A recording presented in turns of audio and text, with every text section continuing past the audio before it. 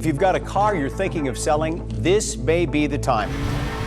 Your used car is rising in value instead of the other way around. Auto sales are they are drastically down. The global pandemic that broke out at the start of 2020 has profoundly altered the planet. Demand caused a significant deal of products to become scarce, which made them increasingly difficult to find or expensive. This also affected the auto industry. It's critical to comprehend why that is. There are many causes, but the chip shortage was the main one since it stopped the production of new automobiles, which in turn drove up the price of used cars. Naturally, the COVID-19 outbreak was the cause of this chip scarcity, and the subsequent Russian invasion of Ukraine hasn't made things any better. Even so, time is a great healer. Is there an impending crash in the auto industry? Let us take a look at the emergence of the world crisis in the automotive industry. There was a 100% guarantee that a recession would hit in 2020. Orders to shelter in place were common because of the viral outbreak. Simply put, people weren't traveling around much, and as a result, they didn't really need cars. A large number of people were working from home or weren't even working. High gas prices and credit lending troubles weren't a problem, unlike the Great Recession from 2007 to 2009. Nevertheless, between March 15th and April 4th, 2020, 16.8 million new unemployment applications were made. Selling automobiles was, to put it mildly, difficult due to the lack of desire to travel as frequently and the millions of unemployed people. Dealerships were providing 0% interest loans for 84 months, which is certainly an astronomical length of time. But these kinds of conditions were required to close deals. New purchasers could choose from substantial purchase and lease packages. Dealers will take every measure necessary to preserve their own existence, whether a recession is there or not. Despite the barricade, even though the store wasn't physically open for business, it was still feasible to process sales. However, with all the uncertain factors at play, purchasing a car did not seem to be a top priority. Let us take a look at the large market and the tsunami behind it. Of course, as limitations were placed and regular business resumed in 2021, things started to calm down. The fact that life had to go on regardless of whether this was ready to happen made it seem irrelevant. The used and new automobile markets surged in price that year, so if you didn't get your hands on a car by probably the first quarter of the year, you might miss your opportunity to say goodbye. The shortage of superconducting chips produced supply problems with new cars, which in turn led to a domino effect of increased demand for old cars. Additionally, people were still in shock from their jobs, which further hampered the creation of new cars.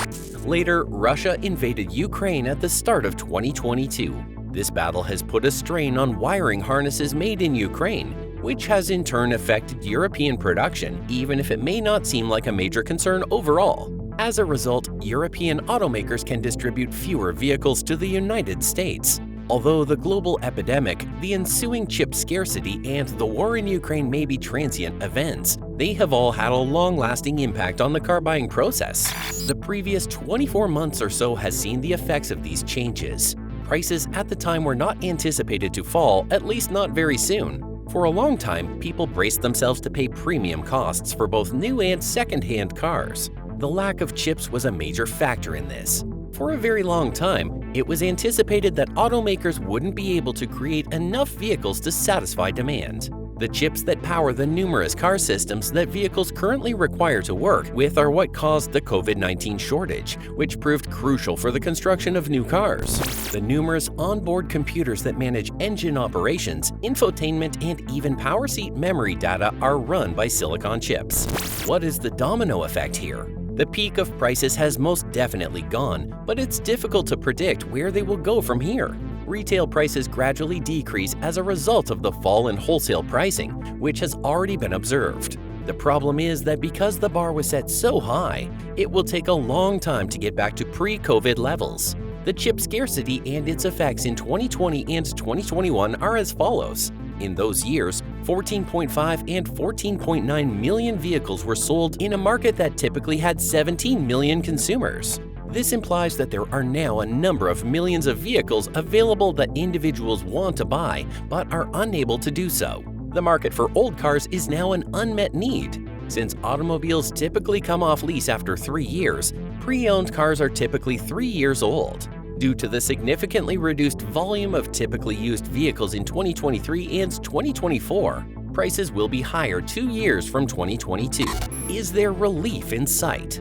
Transaction price volatility is anticipated to level off when supply and demand are balanced, which is anticipated to happen in late 2023 or early 2024, when automakers will be able to create enough new cars to satisfy new car claims. The pandemic has, however, significantly altered dealership strategy.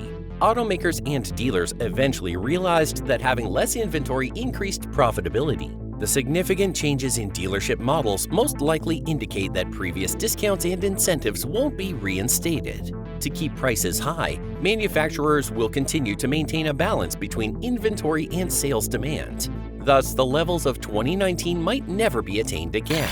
The average new car price is still over $48,000, despite a recent decline of only 1.1%. The average cost of a new car is now below sticker price for the first time in 20 months, though. The average cost of a new car increased for over 2 years thanks to dealer markups. Incentives have returned in 2023 as the quantity of new vehicles begins to increase once more. Dealers cannot demand the same higher prices as before since there are more vehicles on lots, which increases competition. The average price of a new car could yet reach $50,000 this year. Overall, the date predicted for a significant decline in the auto sector is getting closer. Is this the peak in the used car market? After 2 years of inflation that broke records, the used car market has finally reached its peak as prices have started to decline. According to the monthly return to normal indicator from top auto shopping app Copilot, the used car market has reached its pinnacle after used car prices reached all-time highs amid the COVID-19 pandemic and supply chain delays, and even stayed steady amid several interest rate hikes this year. In August, the average price of a used car decreased to $33,414 as dealers lowered prices across the board to keep up sales. Prices have dropped by a startling 9% from July, the greatest monthly decline in the history of Copilot's index, and are now $8,497, or 34% beyond anticipated normal values. Most markets and brands have seen price declines following recent record highs. This index accounts for the COVID-19 epidemic and other extraordinary events of the preceding 2 years.